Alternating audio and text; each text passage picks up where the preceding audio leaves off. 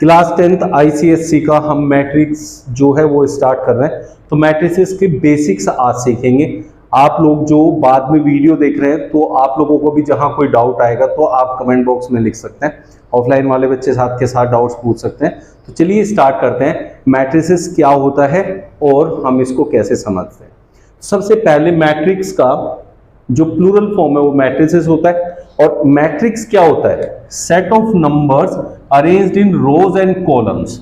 तो जब भी हम नंबर्स को रोज और कॉलम में अरेंज करते हैं, उस अरेंजमेंट को ब्रैकेट के अंदर बंद कर देने को मैट्रिक्स कहते हैं। कैसे? रोज क्या होता है और कॉलम क्या होता है? जब भी इस फॉर्म में, मतलब हॉरिजॉन्टल वे में जो चीज लिखी जाती है उसको हम रोज कहते हैं, और वर्टिकल कॉलम, वर्टिकल जो लिखे जाते हैं उनको हम कॉलम कहते हैं। एक एग्जांपल लेते हैं, जैसे 2 3 1 4 7 9 मैंने ऐसे लिखा, इसे ब्रैकेट के अंदर बंद कर दिया। तो ये होती है आपकी मैट्रिक्स। क्या होती है ये? मैट्रिक्स। अब इस मैट्रिक्स के अंदर जो ये लिखे हुए हैं, जैसे यहाँ 2 लिखा हुआ है, 3 लिखा हुआ है, 1 लिखा हुआ है, ये जो सब लिखे हुए हैं इसमें, इनको कहते हैं एलिमेंट्स। ये क्या है? एलिमेंट्स। किसके एलिमेंट्स हैं ये? मैट्रिक्स के। Let this matrix be A equals to, तो 2 जो है वो ए मैट्रिक्स का हिस्सा है। ये पूरा जो अरेंजमेंट है इसमें जो ये 2 3 1 है, दिस इज रो। 4 7 9 है, ये रो है। 2 4 जो है ये कॉलम है। ठीक है भाई? 3 7 1 9 ये सब कॉलम है। तो रोज और कॉलम समझ में आ गए। रो और कॉलम को एक साथ अरेंज कर लिया। अरेंज करके जो हमने बनाया ब्रैकेट के अंदर, जो बंद करके अरेंजमेंट बनाया, उस अरेंजमेंट को हमने क्या बोला? मैट्रिक्स। अब कोई भी मैट्रिक्स के अंदर ये एलिमेंट्स हैं। क्या है? एलिमेंट्स हैं। अब कितने एलिमेंट्स हैं वो कैसे पता चलता है? उसके लिए पहले पढ़ना पड़ेगा आपको रोज एंड कॉलम्स का ऑर्डर।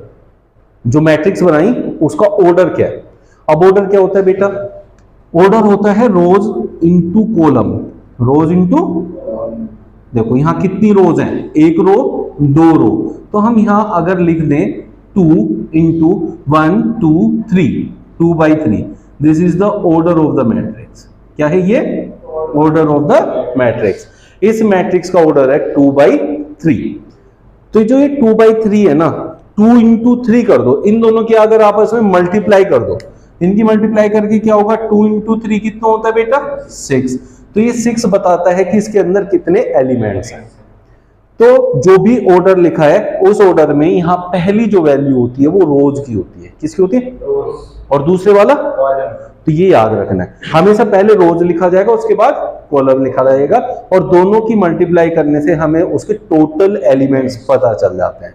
और जो ये होता है यही कहलाता है इसका ऑर्डर। बात समझ में आ गई? अब इसमें एक बहुत इंपॉर्टेंट जो मैं बात समझाने जा रहा हूं उसको समझ लेना। जैसे ये ए मैट्रिक्स है, मैं इसमें स्मॉल ए इसके एलिमेंट को कंसीडर कर रहा हूं। किसको कंसीडर कर रहा हूं? एलिमेंट को। इसे मैं ऐसे लिख देता हूं ए आई जे। ए आई जे ये क्या बताता है? ये बताता है कि एलिमेंट क्या है? ये एलिमेंट है। ए जो है एलिमेंट, एलिमेंट को तो कंसीडर किया, अंदर जो उसमें लिखा हुआ है वो एलिमेंट है। आई जे बताता है कि ये कौन सी रो में है, और जे बताता है ये कौन से कॉलम में है। उसी से कोई भी मैट्रिक्स तैयार होती है। कैसे? देखो, जैसे मैंने कहा A12, A12 का मतलब है फर्स्ट रो में आएगा और सेकंड कॉलम में आएगा। तो फर्स्ट रो ऐसे है और ये फर्स्ट, ये सेकंड कॉलम है। अब देखो जैसे जहां ये क्रॉस करेगा वही आपका एलिमेंट है ये। तो दिस एलिमेंट इज A12। ये कौन सा है? A12। अब इस हिसाब से ये क्या होगा बेटा? A11 होगा। ये क्या होगा? A13, A21, A22, A23 ऐसे होगा। तो इसमें हमें पहले रो लिखी हुई है A, मतलब ये फर्स्ट रो में है, फर्स्ट कॉलम में है। फर्स्ट रो में है, सेकंड कॉलम में है, फर्स्ट रो में, थर्ड कॉलम में। तो ऐसे करके हम ना एग्जैक्ट पोजीशन पता कर सकते हैं। किसकी एग्जैक्ट पोजीशन पता कर सकते हैं? एलिमेंट की। कि जो भी एलिमेंट आपको वो बात कर रहा है वो एलिमेंट उस मैट्रिक्स में किस जगह पे लिखा हुआ है। जैसे अगर मैं आपसे बोलूं A22, तो A22 second row, second column कौन लिखा हुआ है? 7 लिखा हुआ है। तो A22 पे कौन सा एलिमेंट आएगा, 7 आएगा। तो ऐसे करके आप पता कर सकते हैं। क्लियर होगी ये सारी चीजें। अब ना हम टाइप्स ऑफ मैट्रिसेस देखते हैं, मतलब मैट्रिक्स के अंदर जो मैट्रिक्स का पूरा सिस्टम है ये किस किस पे डिपेंड करता है, कौन कौन सी मैट्रिक्स रहती है।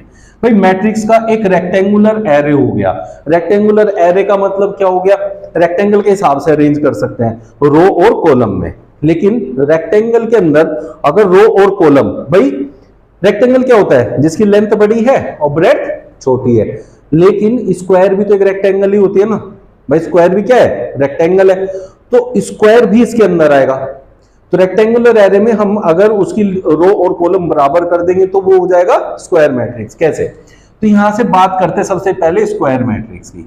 स्क्वायर मैट्रिक्स हमें कहता है जिसका ऑर्डर में रो और कॉलम दोनों बराबर होता है। Like 2x2, like 3x3, 4x4। इसमें जितने रो होंगे उतने ही कॉलम होंगे। ऐसे टाइप की मैट्रिक्स को हम स्क्वायर मैट्रिक्स कहते हैं। अब इसी से आप सीधे यहां पहुंच जाओ रेक्टेंगुलर मैट्रिक्स। भाई स्क्वायर मैट्रिक्स भी एक रेक्टेंगुलर मैट्रिक्स ही होती है, बट रेक्टेंगुलर मैट्रिक्स को अगर अलग पढ़े तो स्क्वायर मैट्रिक्स में रो कॉलम बराबर हो जाएंगे, जबकि रेक्टेंगुलर मैट्रिक्स में रो ज्यादा कॉलम कम। ऐसा हम सोच सकते हैं, नहीं, कोई सा भी ज्यादा कम हो सकता है, ये 2x3 भी हो सकता है। ठीक है, बात समझ में आ गई। तो अब हम जब रेक्टेंगुलर मैट्रिक्स की बात करते हैं तो उसमें हमारे रो भी ज्यादा हो सकते हैं, कॉलम भी, बट एक ज्यादा होगा एक कम होगा, जबकि स्क्वायर मैट्रिक्स में दोनों बराबर होते हैं। तो अब मैं इनका एग्जांपल आपको देता हूं। जैसे मैंने लिया 4 3 -1 2, तो ये एक स्क्वायर मैट्रिक्स है क्योंकि इसमें एक और एक 2 रो और एक और एक 2 कॉलम है। तो 2x2 की मैट्रिक्स है, रो और कॉलम इक्वल आ गए, तो इसलिए इसको हम कहेंगे स्क्वायर मैट्रिक्स। क्या कहेंगे हम इसको, स्क्वायर मैट्रिक्स। ऐसे ही करके अगर मैंने लिया 4 3 1 1 7 -9, अब देखो यहां रो कितनी है, 1 1 2, कॉलम कितने हैं 1 2 3, तो 2x3 की मैट्रिक्स बन गई। अब इसमें रो और कॉलम अलग अलग हो गए, रो और कॉलम अलग अलग हो गए, तो हम इसे कहेंगे रेक्टेंगुलर मैट्रिक्स। जबकि स्क्वायर मैट्रिक्स भी रेक्टेंगुलर मैट्रिक्स ही होती है एक तरीके से, बट हम रेक्टेंगुलर की जब सीधी बात यहां करेंगे तो रो और कॉलम अलग अलग ले लेंगे। बात समझ में आ गई, क्लियर हो गया यहां तक, कोई दिक्कत है किसी को?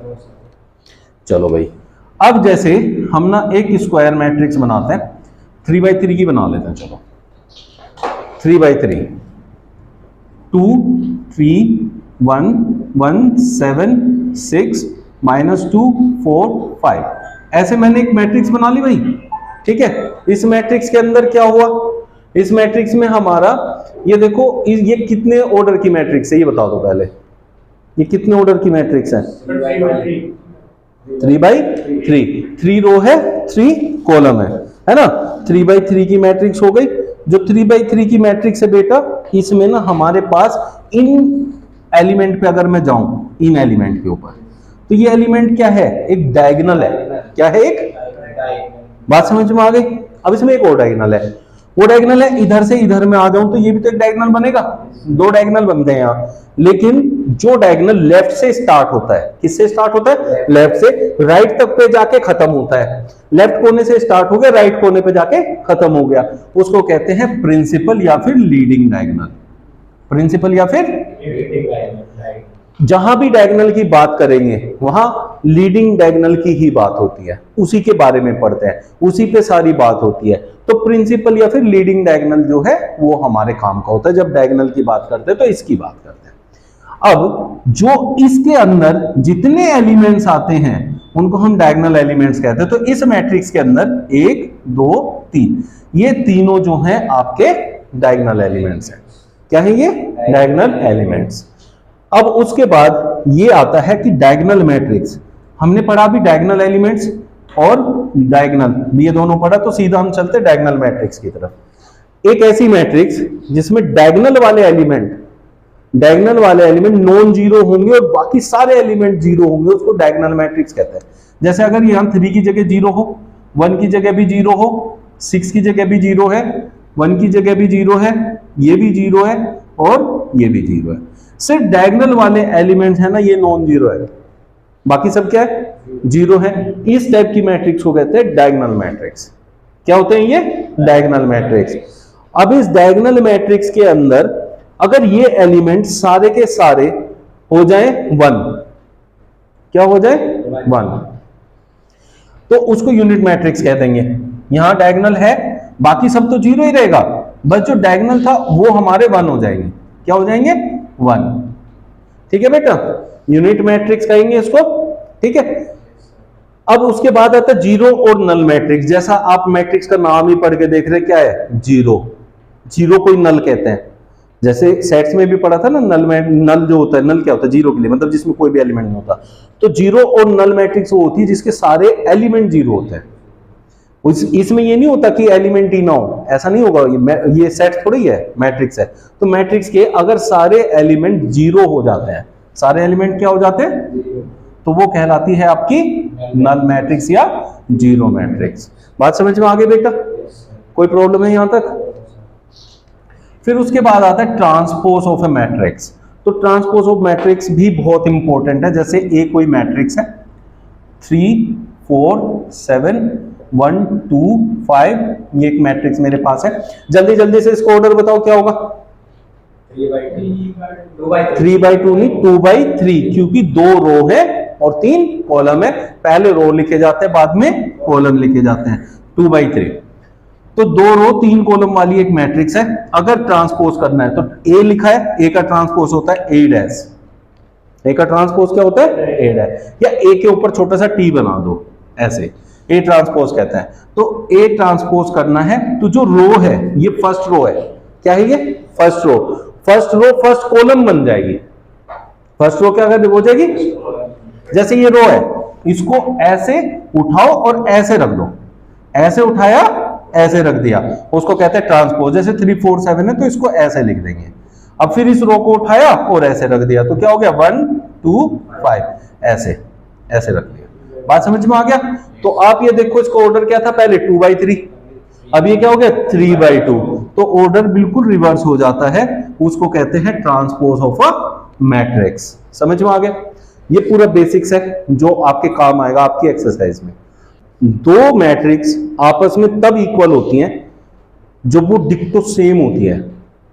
मतलब एक तो उनके ऑर्डर सेम होने चाहिए। जैसे एक मैट्रिक्स 2/2 की है ए, तो बी भी जो है वो 2/2 की होगी अगर ये ए और बी इक्वल है तो। अब क्या होगा? इसके एलिमेंट मान ले 2 3 है, 4 7 है, तो इसके भी 2 3 4 7 होगा। इसका मतलब क्या है कि जब भी दो मैट्रिक्स आपस में इक्वल होती हैं तो उनके कोरोस्पोंडिंग एलिमेंट्स हमेशा इक्वल होते हैं। और कोरोस्पोंडिंग एलिमेंट्स में क्या होता है? जैसे A11 है, A11 का मतलब क्या है? इसका एलिमेंट जो फर्स्ट रो फर्स्ट कॉलम में होगा तो इसका एलिमेंट B11, ये दोनों आपस में इक्वल होंगे, तो कोरोस्पोंडिंग एलिमेंट इनको कहते हैं। तो कोरोस्पोंडिंग एलिमेंट इक्वल होंगे। इसका फर्स्ट रो फर्स्ट कॉलम का एलिमेंट इसके फर्स्ट रो फर्स्ट कॉलम का एलिमेंट सेम होगा। First row second column, first row second column, second row first column, second row second column. तो इस तरीके से जो भी हम लोग मैट्रिक्स पढ़ते हैं वो आपस में तभी इक्वल हो सकती है जब उनके कोरोस्पोंडिंग एलिमेंट इक्वल हो। तो कोरोस्पोंडिंग एलिमेंट इक्वल होते ही ये समझ लो ना, ये मैट्रिक्स उठा के यहां रख दी, सेम ही तो है। तो इसी टाइप की मैट्रिक्स को इक्वल मैट्रिक्स कहते हैं। अब एक मैट्रिक्स में आपका यहां से वैल्यू गायब है, यहां मान लिया x है और दूसरी वैल्यू यहां दे रखी है, ये है y, ये यहां है। तो इसका मतलब क्या हुआ? मैंने क्या बताया? हमें क्या फाइंड करना है? यहाँ A12 फाइंड करना है। तो इसके B12 के इक्वल होगा कि नहीं होगा? तो इसका मतलब A12 कितना है? x, B12 कितना है? 3, तो x इक्वल्स टू 3 और y इक्वल्स टू 4। तो इस तरीके से आप इक्वल मैट्रिक्स का यूज कर सकते हैं। जब इक्वल मैट्रिक्स पढ़ेंगे, मतलब उसके बेस क्वेश्चन होंगे, तो उसमें से कुछ गिवन होगा और कुछ उसमें नहीं होगा। जो नहीं है वो फाइंड आउट हो जाएगा कोरोस्पोंडिंग एलिमेंट्स लगा के। ठीक है ना?